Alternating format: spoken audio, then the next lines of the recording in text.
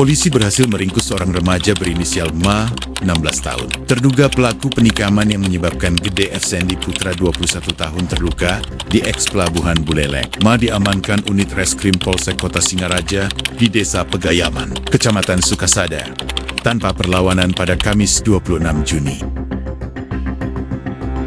Kapolsek Kota Singaraja, Kompol Gede Juli, menjelaskan bahwa penyelidikan intensif dilakukan sejak laporan diterima pada Selasa 24 Juni. Berdasarkan keterangan saksi dan bukti video yang viral di media sosial, polisi berhasil mengidentifikasi dan menangkap Ma.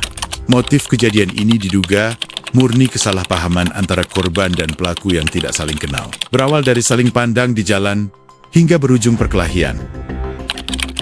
Mengingat usia Ma yang masih di bawah umur, kasus ini telah diserahkan kepada Unit Perlindungan Perempuan dan Anak Mapolres Buleleng untuk penanganan lebih lanjut. Polisi terus melakukan interogasi untuk mendalami insiden tersebut.